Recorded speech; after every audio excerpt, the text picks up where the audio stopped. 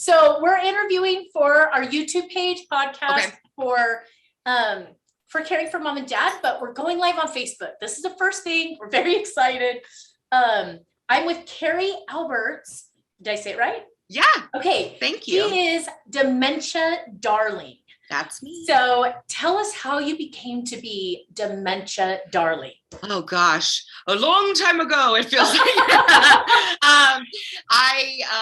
I unfortunately experienced my grandmother go through dementia, and as a 13-year-old is when unfortunately she passed. So it was a couple years before. So when I was a little younger than that, I was like, what's going on? Like, this is just strange, you know. And watching my father, I didn't really know what was going on, but he was the sole family caregiver, and it was up to him. And watching him do all of this crazy, hard stuff on top of being a dad and being a professional, right?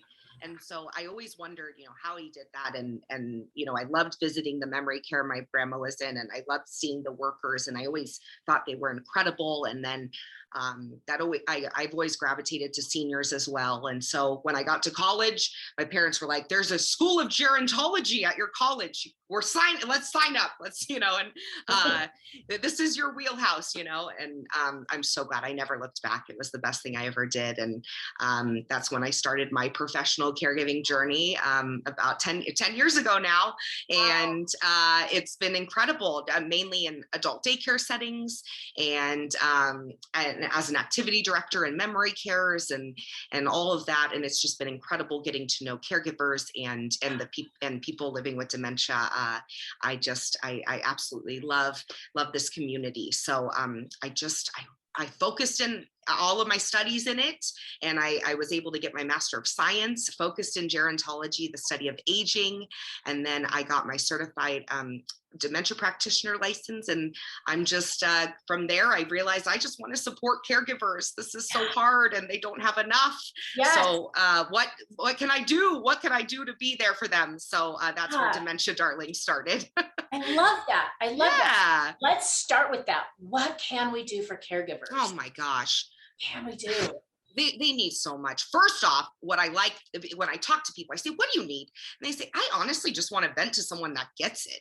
And that is at least met someone with dementia and understands it, right? Yeah. And you know, so I just like to be a listening ear, a shoulder to lean on to start with. But I also think, you know, just giving people, but specifically these caregivers and their family members, education. Because education makes us feel confident and makes us feel good, right? And we can do things and we can handle this.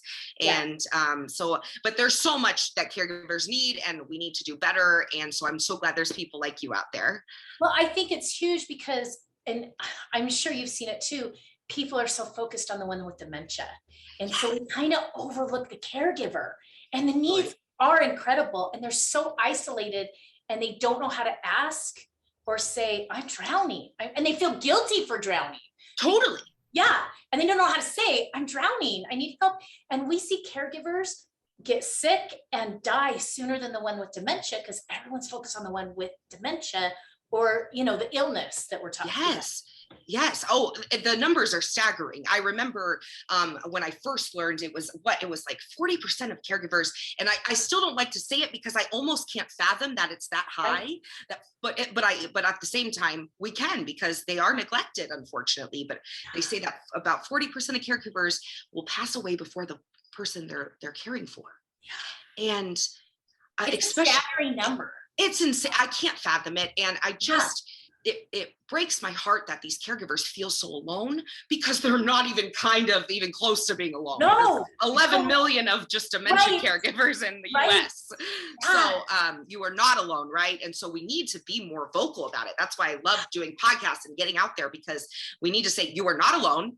Right. And people do understand you, and we're here to help in any way we can. Right. But I've been talking this week on my page about single caregivers, and so don't get me started with all the other barriers that get on top of that, and you know, and millennial caregivers, and you know, everything in between. Right. And I see a lot of times with like caregivers who are a main caregiver, you know, other family thinks they're supporting, but they really don't know the burden of the day in and the day out. And did they turn off the stove? Are they just carrying that all the time, like just bringing in dinner a few times a week really isn't relieving that burden of the worry. No, and it's just so hard when because it seems to just be put on one sibling. We see that most commonly, right? Yeah, It's not always on purpose. no, it not just an awareness of the burden. no, and I don't think we just don't know as a society enough, Right. and it's scary, and we don't want to mess up, and we think people have it handled because we aren't talking about it and we aren't asking for help. But it's too much pressure on these poor caregivers, and they lose themselves. They don't have a life. Yeah. And everything gets put on hold. Right? Yeah. So, it's terribly isolating. It's yes. isolating, which is partly why you think that you're going through it alone, but the loneliness that it brings on, the loneliness. And can we talk about just normalizing the feelings of caregivers? Like, it's normal to be a little resentful. Like, yes, all feelings. Guilty, right? It's all feelings. All across the spectrum. You're going to be happy and sad and all in one day and 1 hour, right? Right. And cherish those moments and then mourn the loss. And it's going to be all over, and to just normalize them. Like, you're going to be all over the map.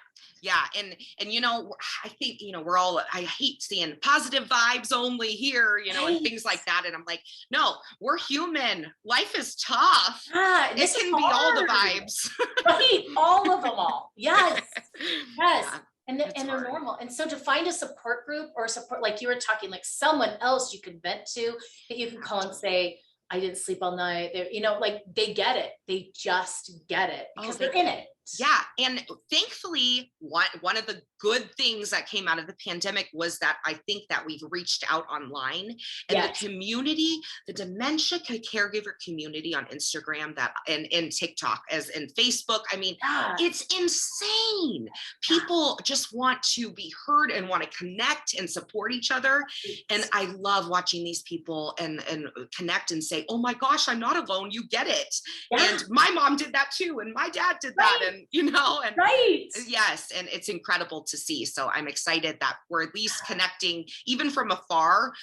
I feel like you can feel such support, even if it's not physical and you're in person with them, but you can really get support online. It's wonderful. Right. So if you run into someone who they're not really in the depths of it, they're not really in the trenches yet, but they're heading there, what would you tell them? What would you tell them as you see them going there? Prepare. So just get yourself ready, educate, but again, don't dive head first where it's too much and then you don't want to go forward, right? So we want to take it little by little, but education is your key. That's your power. That's going to make you feel like you can handle things, and you'll know who to ask for help and who to turn to if you're educated on what might be coming. But I think if you see this coming and things are going in that direction, it's time to talk to an elder attorney. It's time to talk to people like it's time to talk to these places that can get you set up for success, because later on, if you don't do it in time, it's going to be way more of a headache, right? We see that all the time in our law office. Like it's too late. Like it's too late. But in the beginning, they still have good moments of the day where they really can make good decisions and say what they want. So grab it quick. And be part, and they should be part of their own care. They should have a voice. So we need to do this right away so they can be part of that process. Right.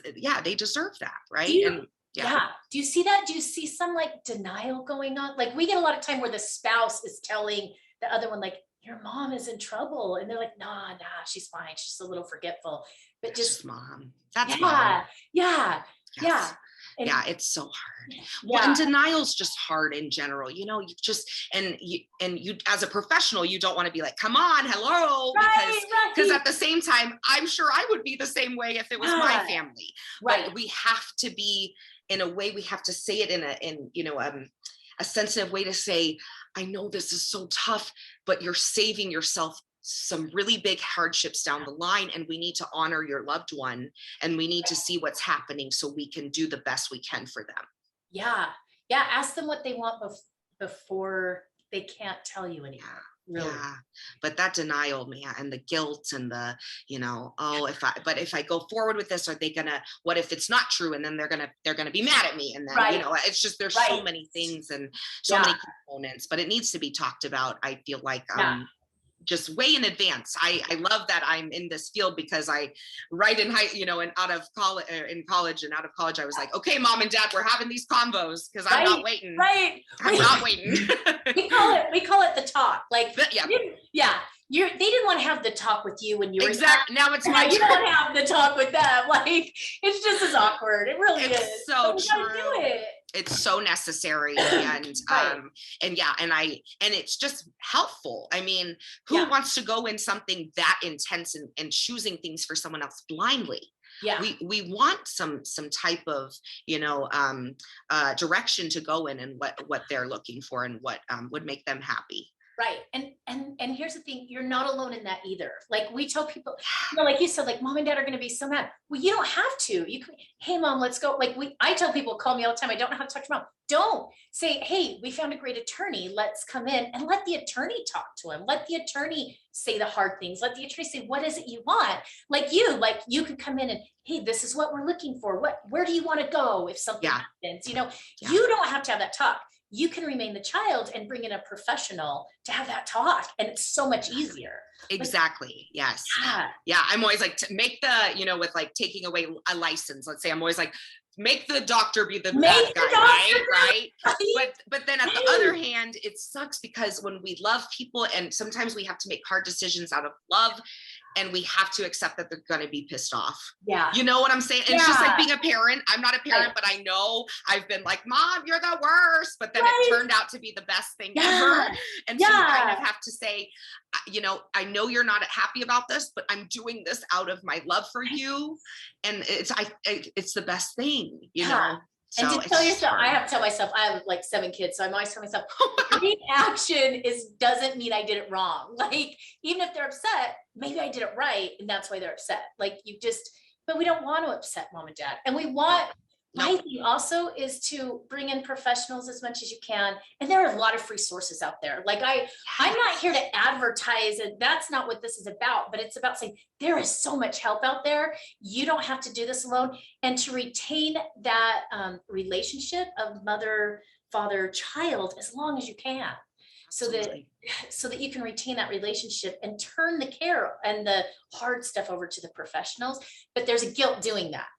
But yeah, totally. Which I get. I totally get. Absolutely. And I agree with all the services that are out there. And I didn't know they were out there either until I really got into the business of nonprofit work and stuff. I mean, we just don't know it's out there. And it's and of course, those services that are free, they don't have the budgets to market. So we have to try to find those places, right? So we have to be creative. And I like to say, because I know this is just another thing I'm throwing at caregivers. Now go call a bunch of places and figure it out.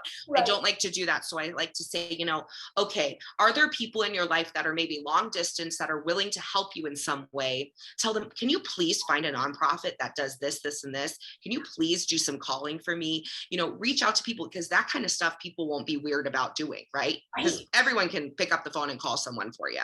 Yes. So that's something you can ask others to help you with.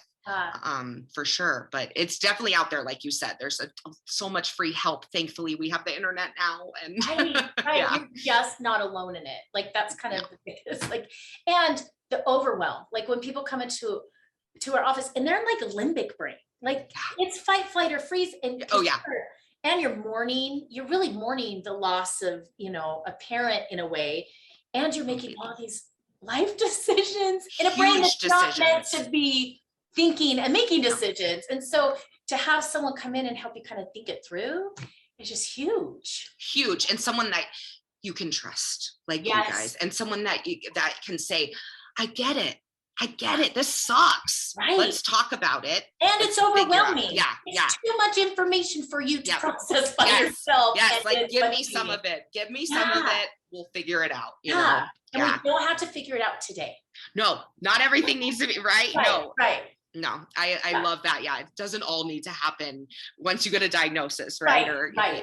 Yeah, absolutely. Okay. I'm going to kind of look at some of the questions. Is there something you really kind of wanted to hit on as you kind of went through the intake? I mean, I talk about everything. I could talk forever. It's bad. I could talk forever, but I just want caregivers, again, like we were saying, to just never feel alone and to see that there are resources out there, and you don't have to be on Instagram to get resources. You don't have to be on Facebook. You know, there are other people and places out there. And what was it? I just want caregivers to put themselves as a priority. And that's what's so, it just breaks my heart, because we put so much effort into everything for our loved ones, right? And then we just, you know, eat a fast food thing and then plop into bed and do nothing for ourselves anymore. And I get it. You don't have the time. But we have to give ourselves grace, and we maybe pull back on, you know what, let me not entertain my loved one for 10 hours a day, every day, and take an hour for myself. You know, it's okay to do that. It's okay to put yourself first. Oh, I love that. It's so hard to do. It's so hard to do. So hard. Yeah. So hard. I love that. So self-care, make sure your own needs are getting, I mean, it's the whole mask in the airplane. It's always the whole mask in the airplane thing, you know, always. If you can't take care, if you're not getting oxygen, no one's going to get oxygen. So, no one. And it also, and I'm a hypocrite. I'm terrible at that, but I'm not the best either. Right. But I have learned to take mental health days, because I'm realizing how much my mood affects my clients with living with dementia.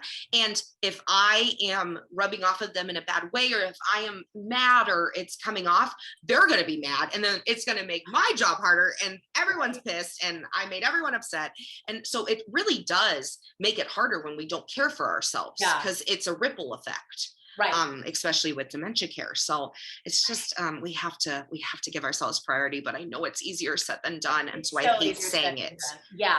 I hate being like, come on guys, because I know it's not like, okay, let me go do self-care now. Carrie said so. Right. So, you know, there's all these other components. Now I need to get respite so I can do self-care. Right. Okay. But now I need the money to get respite. Yeah. And again, there are a lot of resources out there. There's just a lot, you know, and people, like, when you hear respite and hospice, there's a different idea than it really is. There's free and, you know, paid for by insurance care out there. It's not like it used to be. It's not. No, and there's such a stigma around hospice. Don't get me started. I love hospice. I do too. Hospice and palliative care. Yeah. Just call and ask. Just call and ask, see if you're covered, you know, and I've had clients who have been on hospice and have come off hospice because they got better. Full on graduated. I had a woman graduate from hospice 6 times. It was incredible. So it's not this death sentence like we think. And also, you just never know what you qualify for. And it's good to just call places, even when you don't necessarily need the services at that moment, because most places have a year-long wait. So get on it now. Right. Especially with COVID. And then you don't know, in a year, you might need it.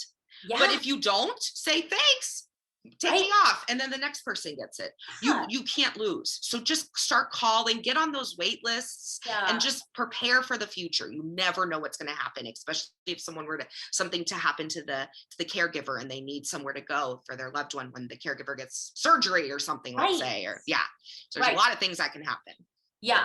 Okay. So just really quick again. Okay. Carrie Aalberts, Dementia Darling. Yes. You can find mostly on Instagram right now, right? I'm mainly Instagram, but I'm trying to be more on Facebook because, but yes, and TikTok. But hit me up on Instagram. Okay, perfect. So, what's one success story from your work? Like, what feels like a success to you? That's super hard, but of course, when I feel like I have given a caregiver a space to breathe and finally be real and just feel like they found someone that they can just tell it like it is with. And that's a success to me when when people are like, oh my gosh, you get it. And that's a huge success to me. But I want to say, on the other hand, a client success that I will never forget. I shared it on my page once.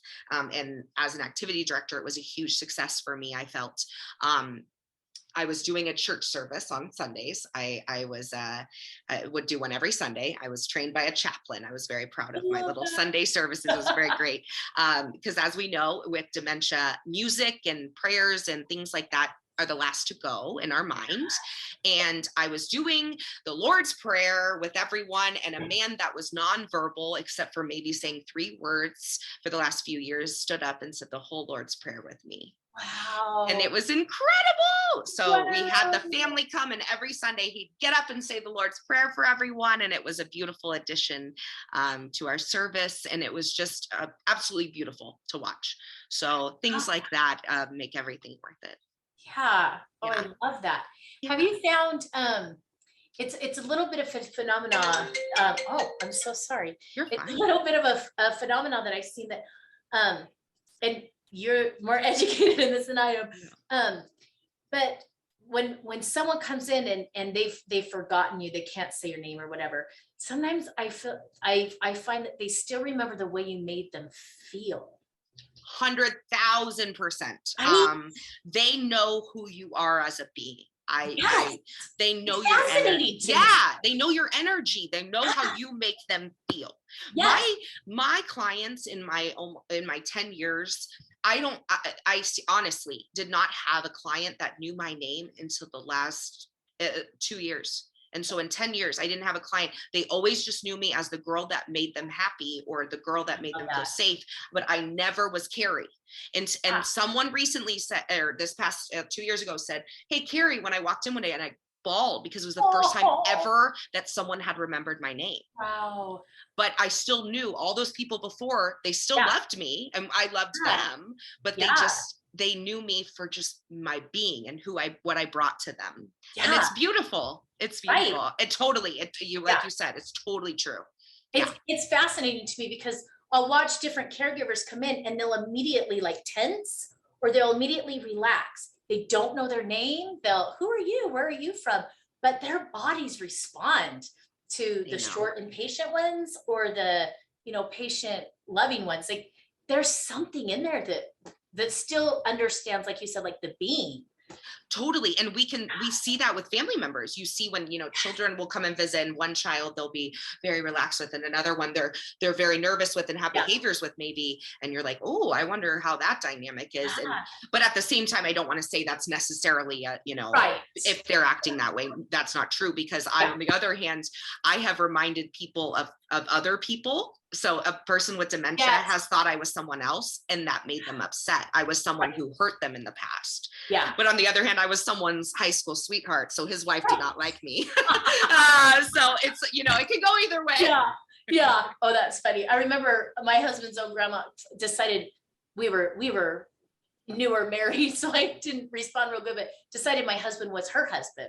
And I was a little bit like, that's my husband. But I just should have been like, oh, take her home, just hold her hand or whatever. Well, and it's okay. And I've learned that because people get upset, and rightfully so. Family members, they're like, I'm not your sister, I'm your daughter. Yeah. Totally. But the thing that I like to say is, she might think you're her sister or her mom, maybe, but that just means she associates you with someone she loves deeply. Yes. And so it doesn't mean you're not someone she loves you so deeply. She literally thinks you're her mother. That's how much she loves you, So it's like, you have to think about it in that way. It's not a bad thing necessarily. And we just have to embrace what they're trying to tell us. Yeah. And kind of just meet them where they are.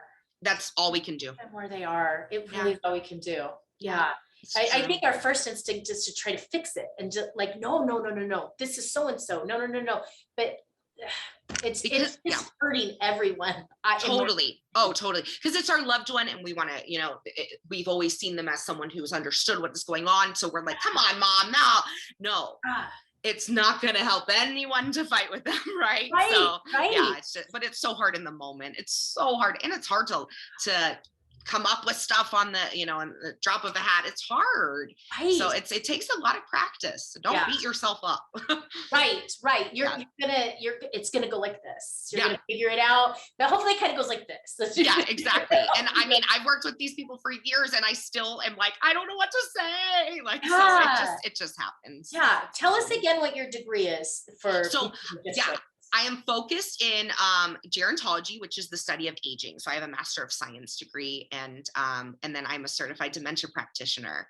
So I just have focused all of my studies on dementia care, and my thesis was all around a program for Alzheimer's caregivers. So that's just always been my love.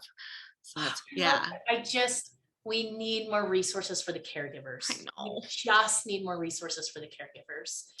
I'm working on it. I'm just kidding, I but know. yeah, no, I know. We have it for Dementia Darlings out there who are I'm coming. I'm trying. champions I for know. the caregivers, Yeah. you know, that No. are overlooked. Oh, we are in your corner. I'm in your corner 100% caregivers. And I just hope they know that. And I do love seeing, I'm seeing a lot of younger people come, you know, start Instagrams that are like Gero focused, and there's a new Gero influencer wave. And I'm one of those, and I'm excited. And so I think, you know, we're going in the right direction, and there are a lot of younger people that love seniors. So we just got to keep finding our peeps and bring them in and do some good things, because we are not prepared for the baby boomers, and we need to get our act together. Right. So if someone they see it coming, what is the best way to get educated? What would be some first steps? It's hard because I know people feel comfortable in different ways doing things, because some people love scrolling on Instagram and just taking it little by little. I like to make my posts very digestible, because I'm kind of like, so I like it just, tell me a sentence at a time, right? Yes. And then I can just go through and do that. So, you know, Instagram might work for some people. Facebook, you might get more of an in-depth, you know, more conversation wise and chats, which is great. But places, you know, going online, caregiveralliance.org, I believe it's .org, is incredible. Caregiver Alliance, Alzheimer's Association, of course, if you're dealing with someone living with dementia or Alzheimer's.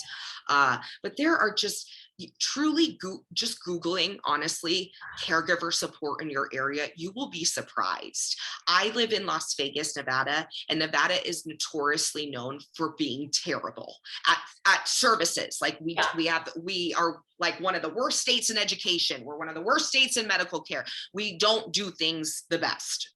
We just don't. So, and I'm impressed by what we have here. Yeah. So I really encourage you to see what's in your area. And I know people that live in rural areas, it's harder. So you have to be creative. You have to kind of get deep into Google and get creative with your searches. But look for caregiver coaches, look for boards where people are chatting, you know, there's so many places, but if you need it in person, there, like I was saying, you know, if you find places like nonprofits that I work for, there's case managers and social workers there to talk to you and just be there to support you and guide you and help you with a care plan. And that's free. So just keeping your eyes open for those kind of things. And of course, what you do. And so at Caring for Mom and Dad, but there's a lot of services, but just starting online. And if you're not comfortable online necessarily, maybe reaching out to groups in your community. If you are part of a religious organization, they might have places you can go, and reach out to your friends. Sometimes we don't talk about the things we're going through, and then you don't realize, oh my gosh, half my congregation at church is dealing with this, or, you know, so just be vocal, speak up, and see what else is out there and who else is having this issue. I put a pretty vulnerable post on Facebook last week on my personal page, and I was shocked at the people that reached out kind of behind the scenes and like, I've done that same thing, and I was so sure I was alone in it. Like, so sure I was alone, and I was amazed at the people that reached out, and in such kindness too. But that's also, I'm going through the same thing, and I was surrounded by people going through the same thing, and I was so sure I was doing it alone, right? Yeah, and that's the best feeling, right? Where you like, oh my gosh, I'm not crazy. I am in good company, and now I can talk to them and be like, okay, is this cool? Like, are you doing this too? And you know what? It's the best. Honestly, I'm going to put another plug out there for hospice. Like, call your local hospice. Thank you. Yes. You really could qualify for their care. I mean, there's all kinds of levels. Insurance pays for it. It's not just for the last 2 weeks of life. It's just not.